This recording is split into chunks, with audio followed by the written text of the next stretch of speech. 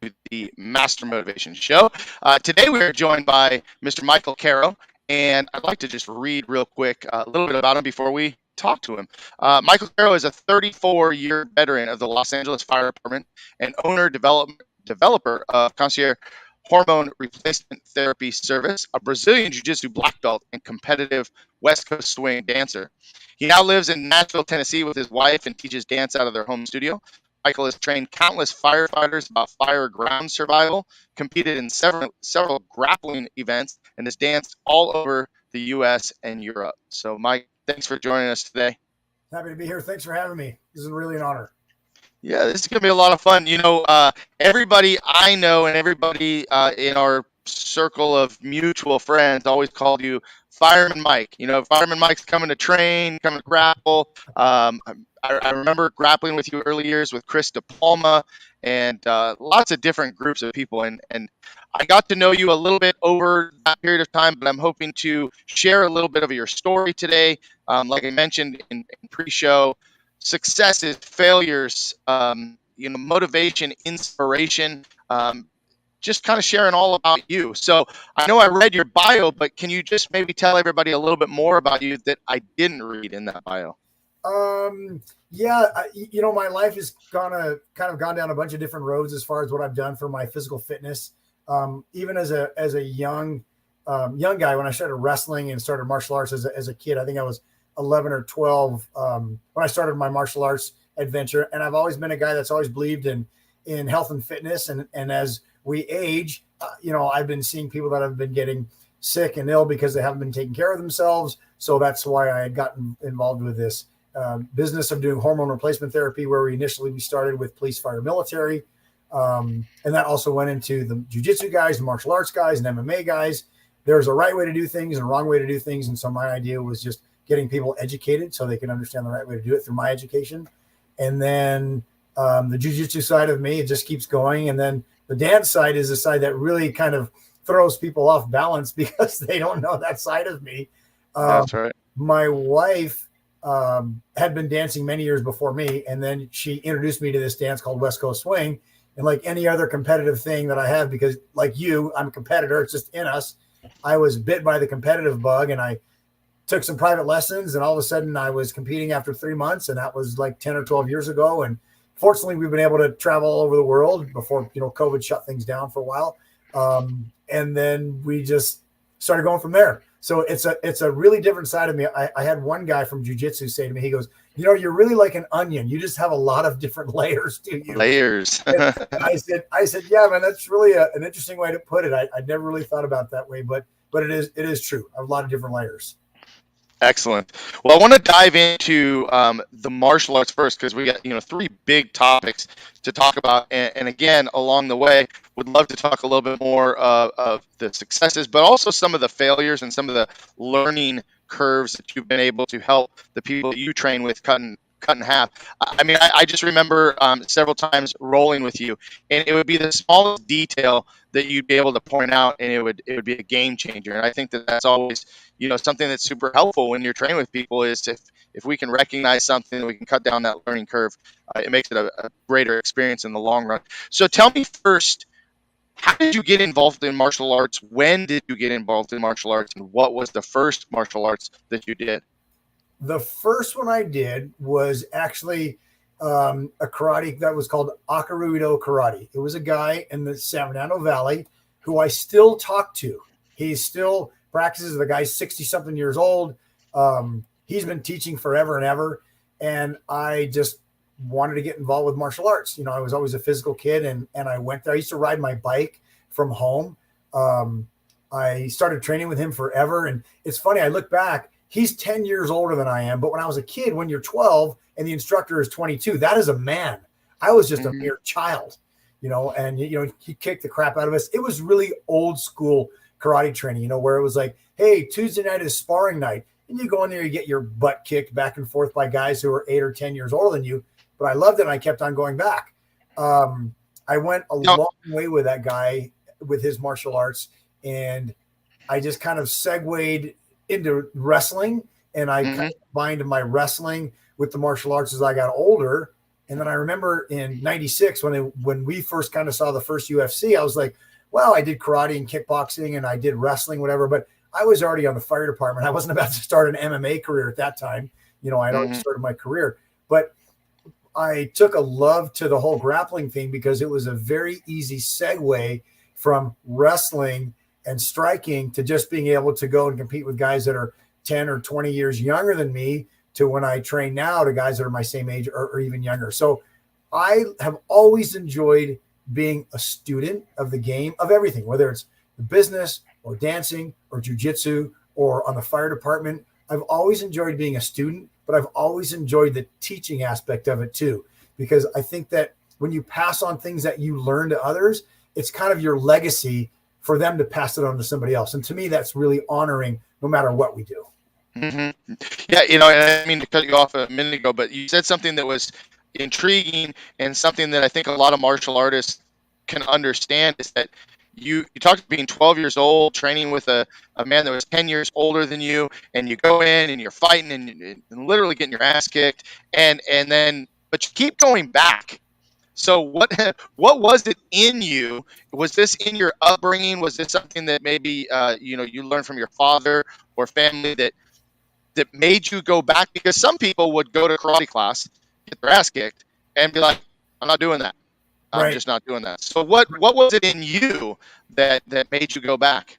I guess in reality, I don't know. I think it was just the fact that I didn't want to lose. I didn't want to be, you know, there are those that do, there are those that coach, you know, and through the years that as I've gone by, we've started saying a long time ago, there are those that watch things happen, those that make things happen, and those people that say, what the hell just happened, right? So I always was a guy that wanted to be proactive, and I figured, well, if I'm going to get my ass kicked in this studio, what's going to happen to me out on the streets? Mm-hmm. So I thought it was better for me to be able to protect myself as a young guy. Not that I was ever really worried about it. You know, you don't know you're going to be mugged until all of a sudden you're mugged. You're like, wow, I'm a victim, or my house was broken into, until it happens. So I always kind of thought it was better to be proactive. And then since I was naturally competitive, I was bit by that bug. And then I just kept on going. And it's funny, I go back and I've seen some old videos from, you know, we did these demonstrations. We did some kooky, crazy things back in the day, you know, and I look at it now and I think it's kind of silly, but this was 80s karate. I mean, I actually fought in the Karate Kid tournament. You know, remember the original Karate Kid? Mm-hmm. There was a tournament that they had at Cal State Northridge. And if you won your class, you got to be an extra in the movie. So the whole Valley tournament, that was actually filmed at Cal State Northridge. It was a made-up stage, made-up tournament, but all the kids in the background were the kids that won their class or group, whatever. Obviously, I didn't win. I wasn't there. So when that movie to me, probably like you too, is really close to home because I grew up in the San Fernando Valley. Mm-hmm, mm-hmm. And then the scene where they're playing soccer outside. Remember that scene? They're in high school and they're playing soccer and everything. Right. Those are all girls that I went to high school with. That was filmed at my junior high school. So it's funny. The guy Billy Zabka, he went to El Camino High School, and I had seen that guy as a kid partying or whatever. But back to your original question, why did I keep going back to get my ass kicked? I have no idea why. I guess I just liked it. Right. Well, it's, you know, some of us are just kind of drawn to that competitiveness, like you said, and you're right. Karate Kid does hit home for me in a lot of ways because, you know, it came out in '84-ish, right. And I think I started martial arts in '85. Pat Johnson, who was the choreographer for the movie, was actually my instructor's teacher. Dennis Ichikawa learned from awesome. Pat Johnson. One of my other instructors, Conrad Ercolano, was a stand-in in that movie as well. So and then of course, to me, Billy Zabka, I always like Billy Zabka. I like Johnny better than I like Daniel ever. And that's why I love the Cobra Kai series now. It just I loved it. I was bit when I saw that coming on. Well, we got let's see, 10 more days, I think, and then the next season of Cobra Kai comes out. Very good. So we'll watch it again. Yeah, but now, did you do wrestling in high school, or did you start wrestling before high school? And how long did you wrestle? I kind of dabbled before it. I really got into high school. I ended up being a city champion and went to state, got my ass kicked, of course. And then it's amazing because I went to a city high school. And when you look at the whole CIF, the whole way that CIF is set, my high school, my whole city division is like one little pin drop of the whole state of California. So these guys that go to Masters and all these other big tournaments that they go to CIF, they got to win a lot of tournaments to get to state. I won the city tournament and I went to the city or to the state tournament, and I got beat by a guy who was like number 4 or number 5. And I mean, he kicked the crap out of me. So from there, I thought, well, okay, my wrestling's pretty good. I had a couple, partial scholarship offers to go to other places. I'd written some letters to as I was coming out of high school. One was to Stanford. I went to Cal State Bakersfield to go do some wrestling there. I wrestled there for a couple of days. I was like, dude, this is not high school wrestling. I thought I was pretty good, and these guys were kicking the snot out of me because it's a big difference. John Smith, I think, was still coaching there back then. The Olympic champion. Had some major studs come out of there. Obviously, I didn't go there. So I had to make a decision of what's going to be my next plan. So my goal was to get on the fire department, and I did. And then I just started wrestling in freestyle tournaments and got into jiu-jitsu, and then just kind of kept on going from there. Yeah, I think I probably told you this in a message once or twice, and I'm sure if you follow me on social media at all, I'm super proud of my son who has become quite the wrestler. Did really well his freshman year, and he didn't even start wrestling until high school. He did a little bit, maybe 8th grade, right? Summer in between, right? Did the club, did really well. Actually, league champion in his freshman year. Then he had an injury. He dislocated his shoulder. Then he ended up getting surgery after dislocating it again. So he actually missed his sophomore, junior year, partially because of COVID too. But I can't wait for him to go back. This is his senior year. And just to see what he's going to do with that. But, he's hoping to continue wrestling for as long as he can. And you were the first person that I thought of when he started wrestling. I'm like, oh, man, I wish I could get him with Mike and let Mike work with him. And, of course, moved to Nashville. But so if we ever come to visit, I'll definitely bring him over to you. So, but obviously the best wrestling movie ever made was Vision Quest, right? Oh, yeah. So that movie came out the year I went to finals. When I went to the state finals, that movie came out with Matthew Modine or whatever. And to me, that is still like one of the greatest soundtracks ever. I was using that with my little iPod player back in the day, or my DVD player, my headset, when I would try to get pumped up for a tournament. I would listen to music from that. And anytime I hear either like a Journey song or a Madonna song, or that's Lunatic Fringe, all that stuff, it takes me right back. I think I'm getting goosebumps. But so I am too, actually. It's kind of funny. Right? But well, it takes me right back to being in high school and preparing, and then getting on the fire department and wrestling in the police and fire world games, traveling all over and doing that, even as an adult. Because, I really think when you're a competitor as a kid, you can go one of two ways. You either get to a point where you hate it, right? We've seen young kids that are burned out, or you see an old guy like me or a medium tiger size like you. We just keep going because we don't know how to stop, right. Because we enjoy it. I think there are too many people that give up on things and on their dreams and their ideas and goals or whatever. Look, this is our one time to go through life. This is my only body that physical body I'm going to get. I'm going to do everything with it that I can. So as long as we keep going, I will.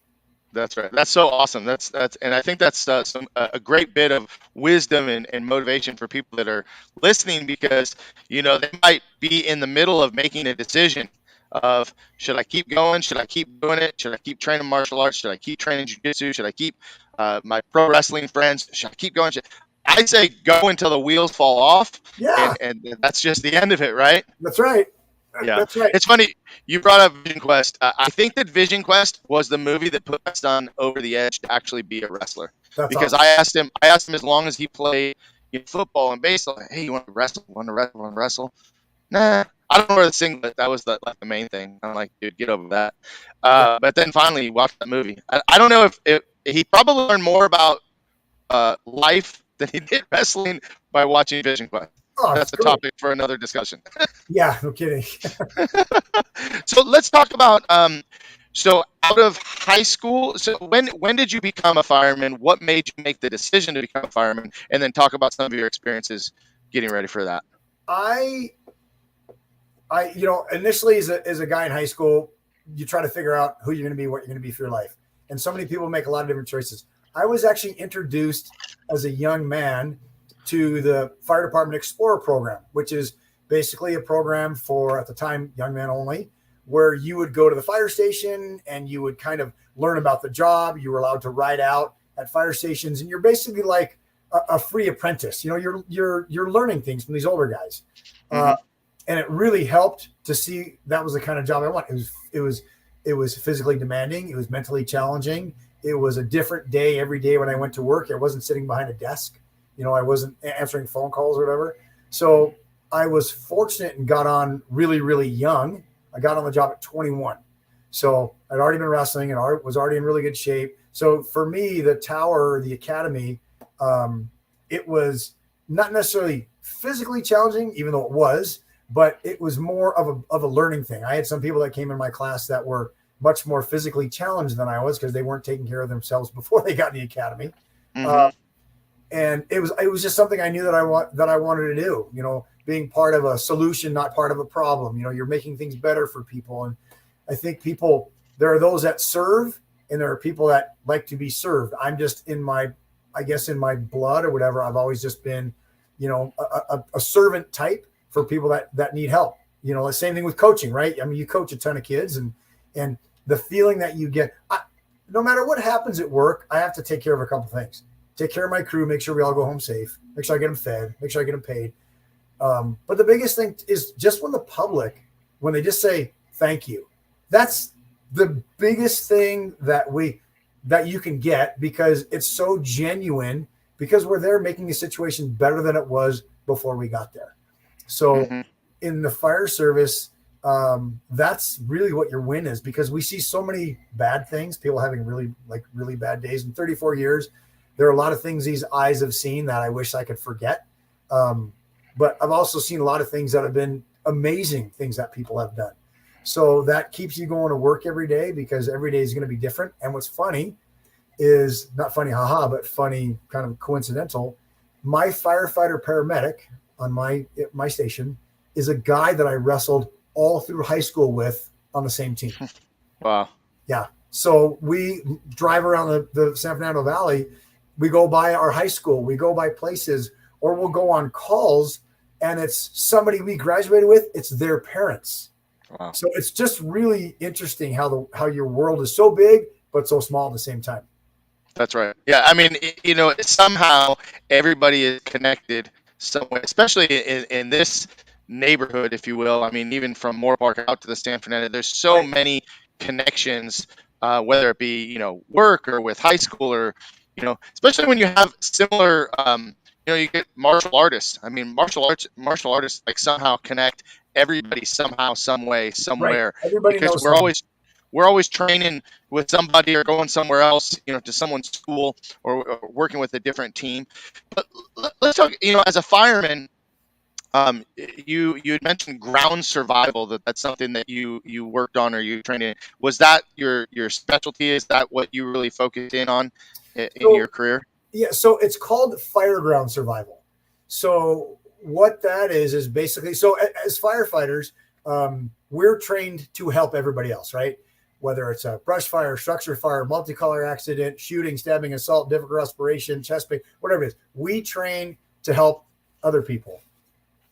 When this program came around, I was one of the primary students, so I could become a primary, again, instructor of teaching our own people how to survive in really bad incidents at a fire. Because what the public never understands is that a fire is just a bunch of mistakes and corrections, because no fire goes textbook perfect. Something always happens. There's a piece of equipment breaks. The fire doesn't go out right. It's a different type of fire. There's a wind that's blowing. Somebody's trapped that we didn't know about. There's an access problem or an egress problem. So we're always constantly reacting, trying to be proactive, but you're constantly reacting. So the fire ground survival is something that I got involved with in order to teach the younger generation how to get themselves out of trouble when you get in trouble on the fire ground. If you run out of air, if you're trapped, because remember, you've got a big face piece on, a helmet, a air cylinder on your back, an SCBA, huge turnout coat. You lose dexterity with your hands because you got gloves on, and all of a sudden things turn to shit. You pull your glove off to go to fix something, you're going to melt your hand because you're in 400 or 500 degree temperature. You're going to melt your hand. So you have to learn how. Have you ever like done grappling with your eyes closed? Mm-hmm. Okay, so it's the same thing. We teach people how to do that. Shut your eyes, how to operate all of your equipment, how to get yourself out of a bad situation with your eyes closed, with one arm. Now you have a broken arm. How do I do it with one hand? So nationwide, firefighters die on scenes of incidents all the time. And this is basically a bunch of different type of scenarios that we have learned from of how to avoid that from happening again. Situations that have lined up. And what is a situation? The one that I teach a lot is how to breach walls, how to get out, how to get through a tiny hole, how to make yourself small to go through. You can imagine it's pitch black and dark and hot and smoky, and you can't see your hand before your face, and it's super hot air, and there's a collapse. You can't see anything. And now you're trying to crawl to find your way out. Well, how do I know what direction I'm going? How do I know, am I going the right way? Now all of a sudden I'm caught up in a bunch of wires, and now I'm guillotined by what? How do I get out? So those are the kind of things we create. A lot of those, we recreate those scenarios to try to give people another tool in their toolbox, how to protect themselves, how to get out if it happens. Mm-hmm.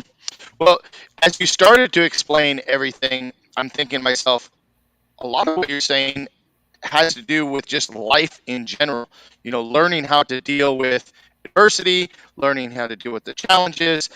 There's problems, there's solutions, and then as you continue telling the story, I mean, first of all, it goes without saying, but I'll say it anyway.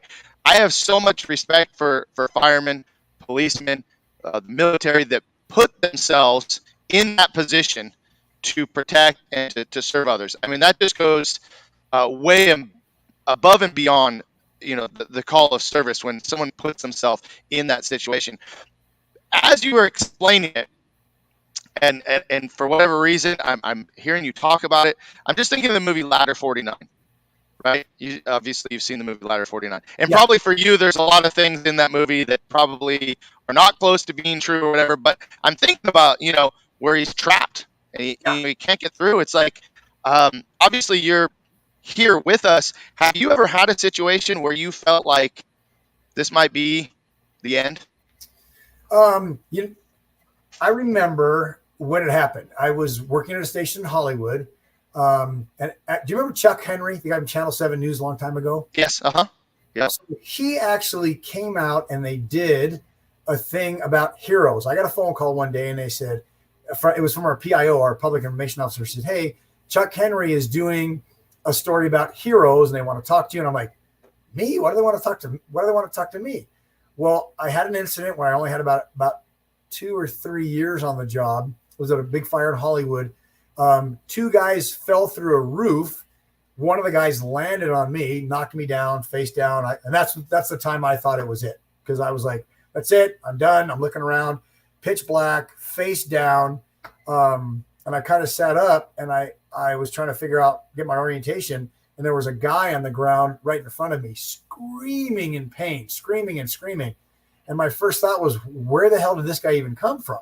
And I looked up and there was a huge hole in the ceiling. Well, the first noise that I heard was the first guy who fell through, and I went in a little bit further, and the second guy fell through and landed on top of me. So it ended his career that night. It blew out his feet and his ankles, which is really sad. But that hero thing, Channel 7 did a whole thing about me and this guy, and it was so bizarre. I had not been back to that building in probably 6 or 7 years. Mm-hmm. I worked at the station not even a mile from there and didn't even realize that was the building where it happened. So we went back there and they did like a recreation of it or whatever. And it was pretty interesting. So we had no fireground survival training then.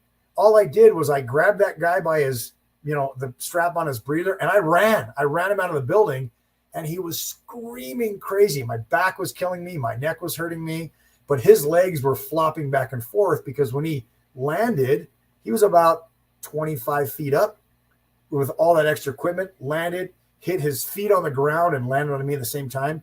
his feet and ankles were completely destroyed.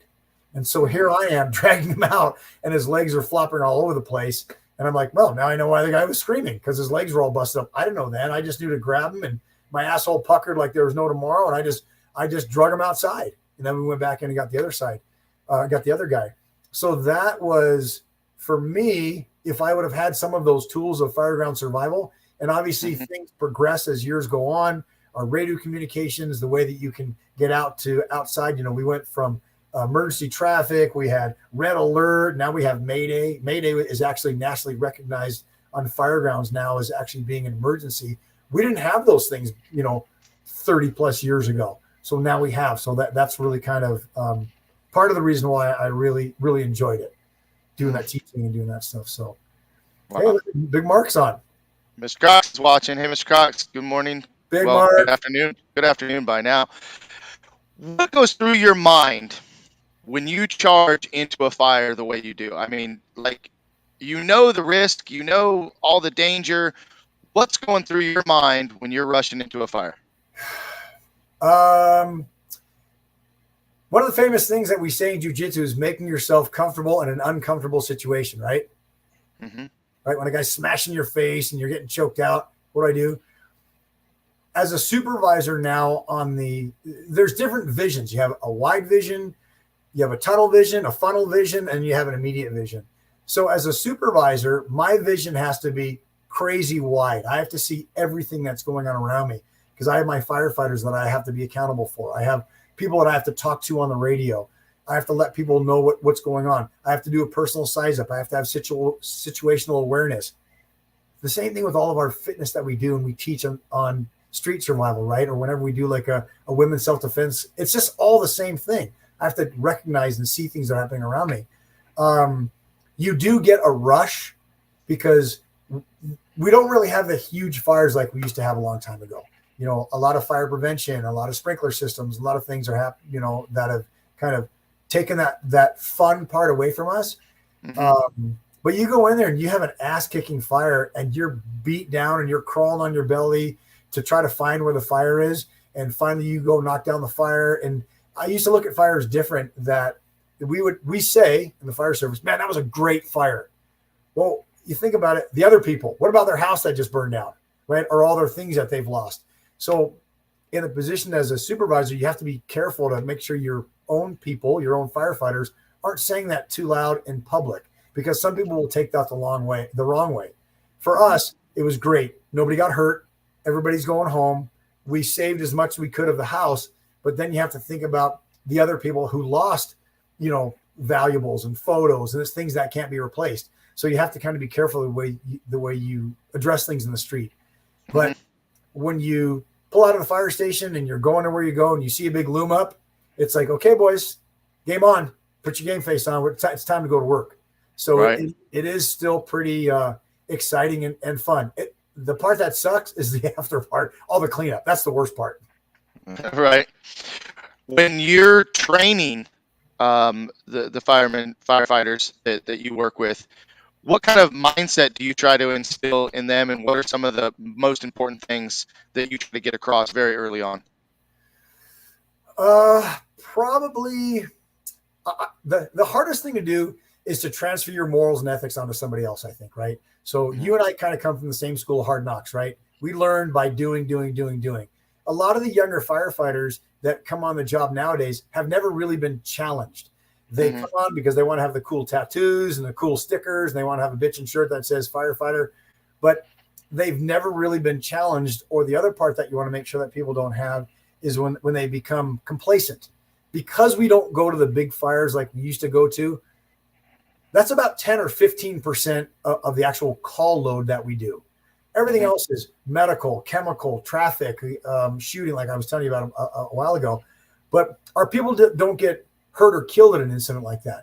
We get hurt or killed at fires. And so to try to get into someone's brain to get them to understand that this is the stuff we have to learn because it's so minimal, trying to get them to understand that this is the stuff that's going to save their life, sometimes it's really challenging. I remember as a young firefighter, we used to go to a lot of fires, like working during the riots and all that time. it was more fires than I can even remember going to. The older firefighters were telling me back then, hey, kid, keep your head on a swivel, watch your back, make sure I'll get your 6, you get my 6. If you see something that I don't see, let me know.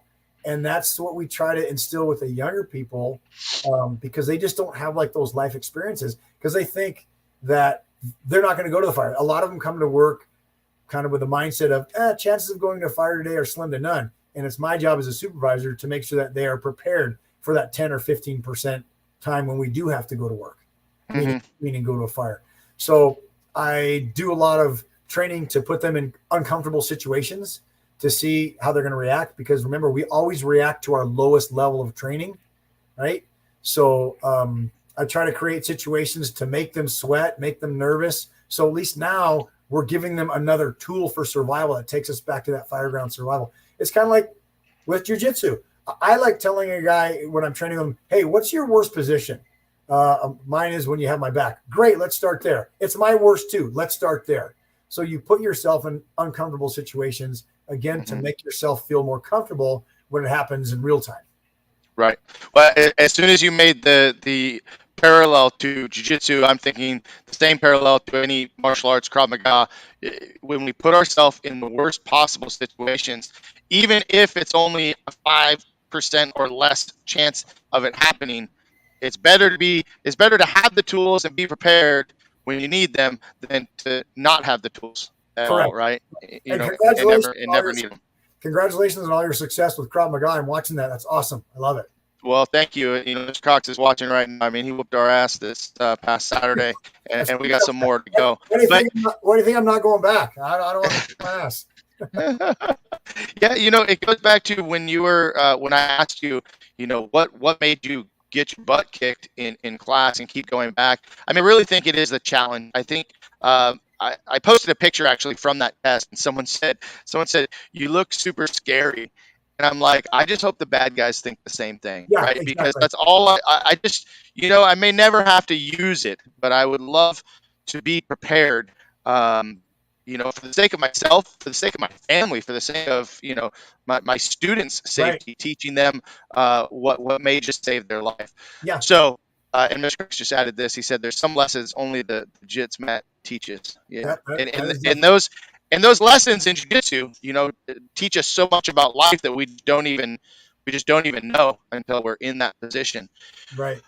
I want to transition a little bit. And once again, thank you from the bottom of my heart for your service in any firemen, military, law enforcement, because, I've never served, never had any opportunity to save somebody other than maybe saving them from, being in shape or teaching them self-defense. I don't know of anybody that's ever saved their life, but I have so much respect for you, for what you've done. Thank you. So thank you for that. Thank you. I really do.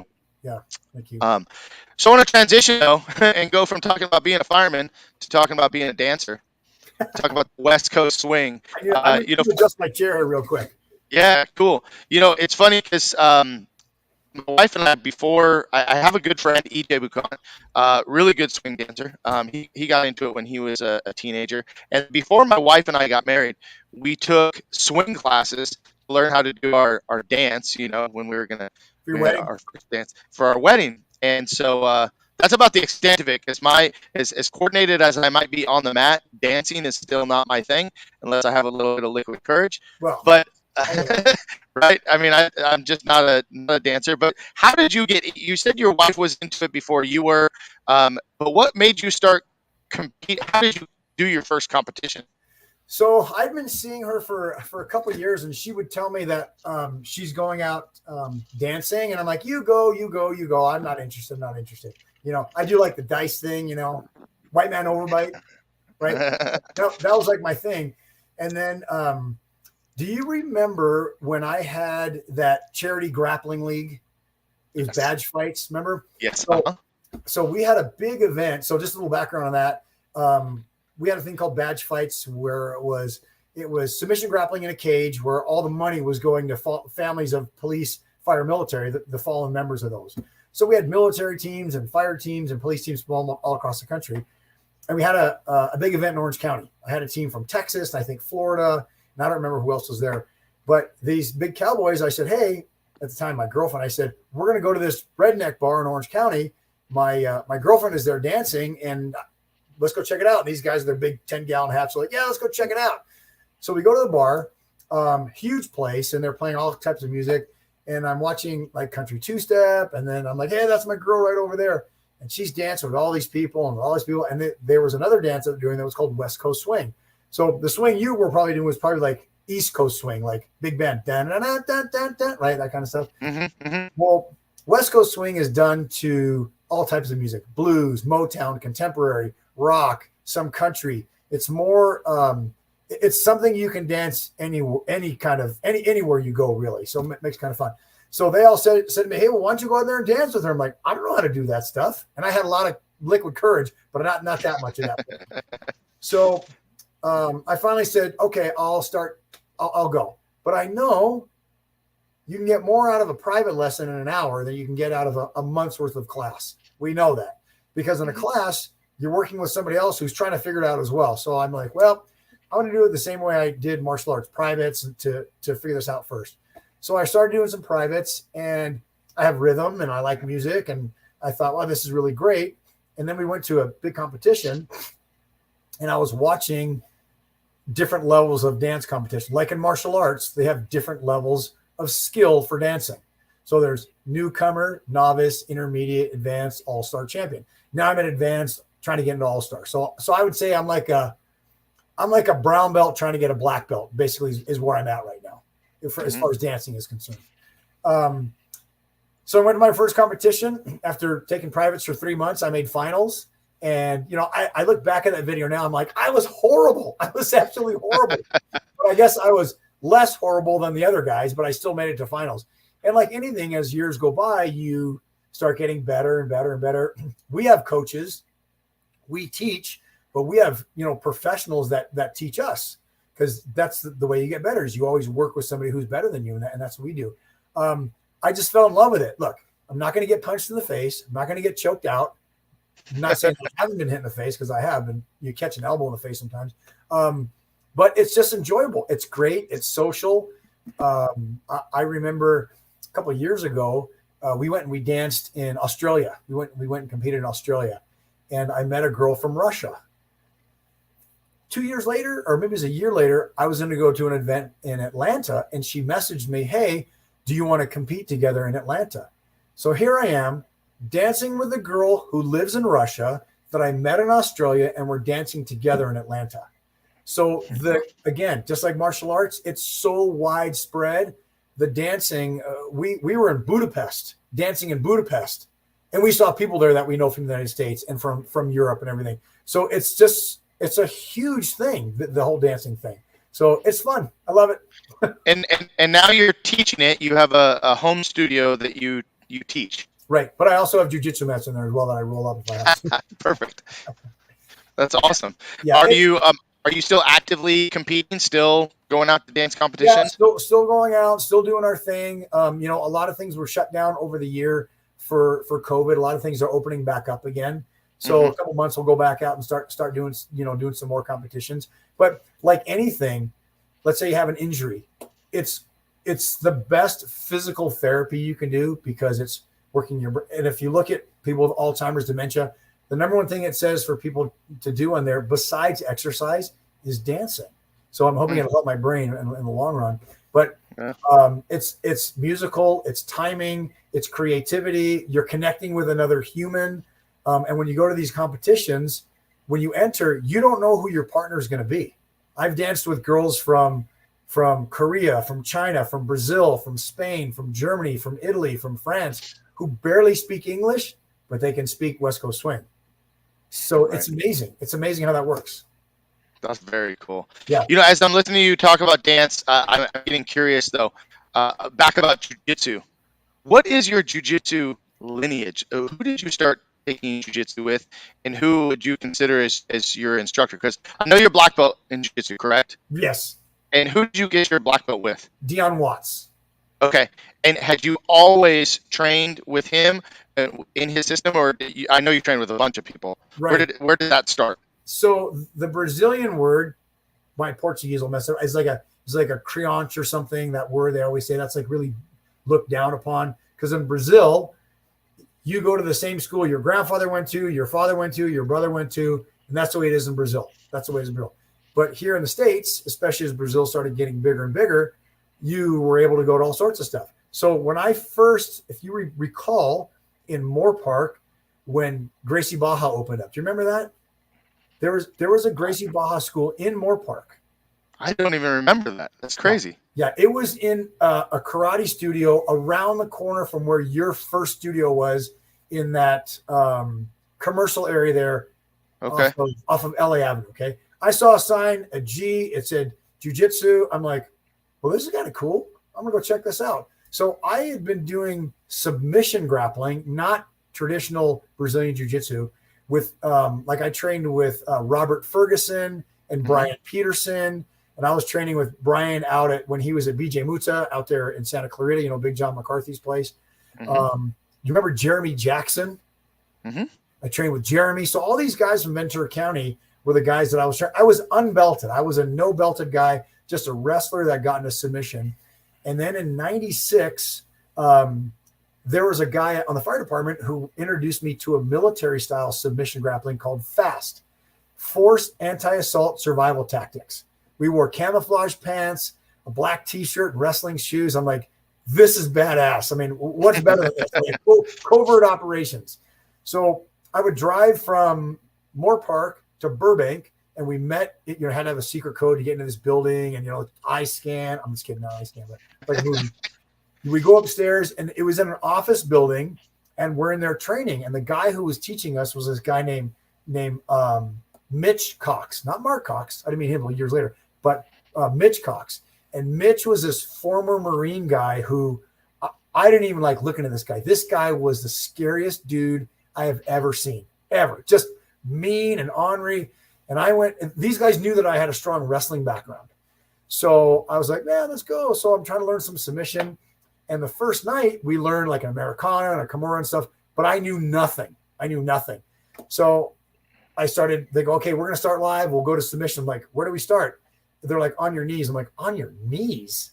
What is that? I'm like, I start standing. I'm a wrestler. So they go, okay, start standing. So I took everybody down. No problem. High crotch, duck under, outside single, ankle pick. No problem. I'm like, but I couldn't submit anybody. I didn't know how to. Then Mitch says, hey, Mike, why don't you go ahead with Josh over there in the corner? And I'm like, the guy weighs like about $150. And I'm like, yeah, no problem. This guy choked me out like 4 or 5 different times, 4 or 5 different ways. And my next question was, where do I sign up? And that was like the real beginning of my submission training. And then I didn't actually get into wearing a gi until I met this guy in Moore Park. And do you remember I opened up a school in Moore Park? Inside of Moore Park Athletic Club. Remember that? Oh, okay. Yeah, so I opened up a school. I won the Police and Fire World Games. I was given a blue belt by this guy whose name will not be said because things didn't end very well. And then I opened up a school. I had the money, the means, the time, and he was the brown belt. He was a Gracie Baja brown belt at that time. We opened up a school, and it didn't end very well because he and I exchanged words, and I said, hey, look, man, I said, you're not Brazilian. I'm not Brazilian. I'm an American. I'm going to go travel and train and learn all over the place and bring all this stuff back to the guys to get them better. That's the way I got there. I learned from a bunch of different people. And the people he was listening to didn't like that. So we kind of did a little headbutting thing. And I said, I'm out. So we shut the school. And then I just started trying to train all over the place. Me personally, I'm probably the shittiest black belt with a gi on that you'll ever see. Maybe. Because I'm more of a no-gi person. That's where I came from. I'm still learning as a black belt. They say that's like when you really first start learning. And I have kind of honed my basics with my gi down of starting everything all over to really get everything really, really solid. Now, as a no-gi guy, that's totally different. I mean, I'll wrestle with anybody. But with a gi on, if I go against a really good gi player, like a brown belt or black belt or whatever, I'm like, I'm going to have to resort to old school dirty wrestling because they know way more gi stuff than I do because that wasn't my specialty. Right. I started going back to Paragon with Dion when I was looking for a place to go. I wanted to get into. I knew I had a weakness in my game, and so I contacted Dion and went over there. And I had trained over there years ago. Remember Marco Cruzat? Remember Marco? Mm-hmm. So I trained with Marco and all those guys. I mean, it was like 20 years ago. And I started training with Dion, and I started teaching some classes over there. And then about, I guess it was like 5 or 6 months later. No, let me back up. I started training with another guy who gave me, so Brian Peterson gave me my purple belt. Okay. And it was funny because I didn't go to the ceremony. So he gave it to me on an email and printed it out and gave it to me. I missed the ceremony. And then I started training with another guy in Agora Hills who gave me my brown belt. I don't want to mention his name either because he ended up going to jail for having an inappropriate relationship with one of his students. So, I mean, my whole martial arts game has just been like crazy. So then I went back to Dion and I said, hey, man, I just want to train. I've had too much drama. I just want to train. So I started training over there. And one day he called me and said, hey, are you available on Sunday or whatever? I said, yeah. He said, okay, I'm going to be doing some promotions. Bring your gi. We have some people that I want to promote, whatever. And I said, okay, great. So I showed up and I was, promoted with a black belt. I was shocked. I was blown away. I was honored more than anything because my direct lineage is not. I'm like a stray cat. I think I must be like a mutt or something because I wasn't with one school for so many years. So I don't know who I am. But he gave me my black belt, and I guess in reality, if he's been in the game for a long, long time, and if a guy like that recognizes my skill and my dedication to the art enough to honor me with that belt, then you know what? I'll take it. And I was very humbled when I got it. Well, I think you sell yourself a little bit short because I know how talented you are. I know how skilled you are, and you put in a heck of a lot of time. It is very unique, though. I think that it's always been unique. That I said in the beginning, you train here and you train there, and you mentioned you essentially earned each one of your belts from a different school, which I think is unique to kind of bring everything together. But now, as a black belt, you're teaching in Nashville, Tennessee. You've got the mats down where you're doing dance. So you're teaching again and working out with some guys? I'm doing some stuff now, not as much teaching. I haven't taught in my home. I do have mats there that I use for flexibility work and all this kind of stuff. I'm kind of doing some therapy on my neck and my back right now to keep myself healthy, so I can continue working. Not teaching here jiu-jitsu. Like I said, I enjoy being a student. I've always enjoyed being a student, and I think unless I am asked to teach, will I teach again? I don't know. I mean, it's a lot of pressure for me to have to be segmented and get things going and do a school, whatever. Dion had asked me if I wanted to teach some classes, and I'm like, what do you want me to teach? He said, teach what you want. So for me, that was more fun, because it gave me an opportunity to kind of do my own thing. Right. Right. But to get back involved with the school and have to teach their curriculum and do all those things, I'm not really sure that's my thing. At least not yet. Maybe later on I'll go back to doing that. But again, for me, being a student and just putting more tools in my toolbox just means I can hand more tools to somebody else as time goes by. Yeah, that's awesome. Well, let's use this last few minutes to talk about what you're doing now. And you actually started this, I believe, before you left California. But you have a service that you provide and a concierge service, as you call it. Talk about that program. So my former business partner, a long time ago, he was getting up in his age, and he wanted to kind of find out more about testosterone replacement therapy and all sorts of things about it. So he had gone to a place in Las Vegas that really wanted to charge him a lot of money, and he came back and said, I can't afford it. So I was a guy that likes to do a lot of research. So I said, well, why don't we see what they do, and maybe we can kind of mimic that business ourselves. So we got together with a doctor. I went to a bunch of classes with A4M, which is the Society of Anti-Aging Longevity. We kind of pooled some money together, opened up an office out in Redlands. That office is still there. We had an office in Thousand Oaks. I separated from that business partner, opened up another business. And what we do is we basically were treating patients that had hormone deficiencies, men and women. And the sad part about it is their doctors are super territorial. They're very predatory, and they take advantage of people. And so our goal was let's educate the patients on how to do it the right way for about 50% of the cost. And that's what we were doing when we had, my couple of bosses in Westlake Village and Thousand Oaks. But when we were moving, I had a whole stack of patients. And we're like, well, what do? We don't have a brick and mortar anymore. So we actually interviewed some doctors, some urologists, some other practitioners. And we found another doctor who was kind of doing what we were doing. And we sat with him and we made an arrangement where we work together. He's the treating physician. We run the concierge portion of it. I do the patient education and training.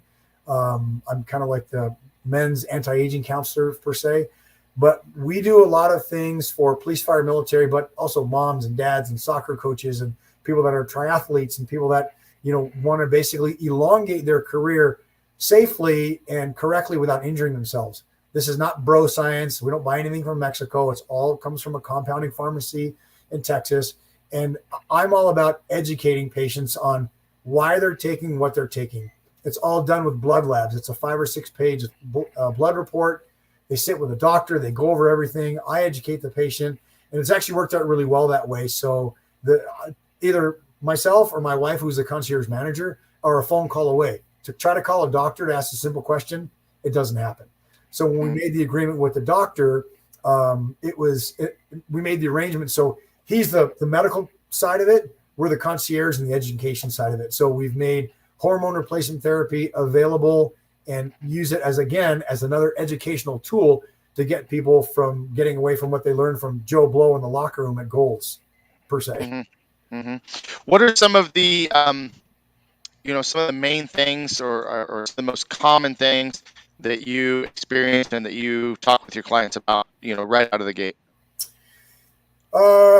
Most guys come in and say that they're really sick and tired of feeling sick and tired, and our patient range goes from 30 to about 75. There are some patients that have been on testosterone therapy for 40 years. They've changed their protocols of being with us for about the past 10 years. As time goes on, you learn more and more about physiology and the way the body works and how you assimilate different things that you put in your body. But most guys they just feel like crap. And I can actually, because we've helped so many patients, I can actually look at somebody's blood labs and I can tell them what their symptoms probably are just by looking at their labs. And a lot of these places that guys go to, I don't want to say any names because I don't want to get any sued for infringements or whatever, but kind of like these little shops where you go in and they do a little finger prick test and they say, oh, your testosterone is low. And they just start giving you medication. It's really mistreatment of the patients because you're not educating them and you're not fixing what's wrong with them. Our idea is to treat the downstream items of what is affecting the upstream issue. Why is a patient on a statin? Why are they on a blood pressure medication? Why are they having erectile dysfunction? Why do they have this? Why do they have that? So we want to give them less medications for more results. I've had patients that have come in after going to like their general practitioner and he's giving them 5 medications. I said, well, why are you taking 5 medications? I don't know. That's just what he said. And I'm like, no way. That is not good medicine. So we usually cut it down to maybe 2 of those medications unless he needs one of the other medications. And 9 times out of 10, they don't. But it's just old school thinking of this doctor who's not really up on interventional endocrinology. He's just trying to make a buck. And nothing disrespectful against doctors, but unless the doctor actually is really focusing on interventional endocrinology, which is a fancy way to say hormone replacement therapy, they can take people for a lot of rides and give them side effects and not get them best results. What are some common symptoms or signs that someone should be looking for? So in men, typical things, erectile dysfunction, gaining more body fat, even though they're working out, tired all the time, especially in the afternoon, lack of focus, lack of motivation, lack of libido. And again, for guys, we're easy. We're basically one major hormone, which is testosterone. Women, a little more challenging. They're estrogen, progesterone, and testosterone. We treat women as well, but I like to focus on with the male patients because it's just easier because I happen to be male. I happen to identify as a male. So patients that come in and ask, Mark's asking about peptides. Peptides are really good. Like growth hormone releasing peptides are really good because they're basically They basically stimulate your pituitary gland to excrete your body's own growth hormone. And actually, in the anti-aging longevity game, they don't even call it growth hormone anymore. They call it human repair hormone, because as we age, the idea is to get your body to heal and recover. So I've got tons of police officers, tons of firefighters, again, who are working long hours, and they're tired and they can't get their bodies to heal and recover. But if you get them physiologically balanced, we don't make Supermen. We make people become physiological and efficient machines. Thyroid, pituitary, kidney, adrenal. We check their PSA, cholesterol, total testosterone, free testosterone, or estrogen levels. These are things that don't get checked normally when they go to a little clinic that just does a blood check.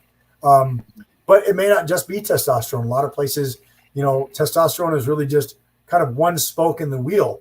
Maybe you're having a thyroid issue. Maybe you're having an adrenal issue. Maybe you're having a pituitary issue.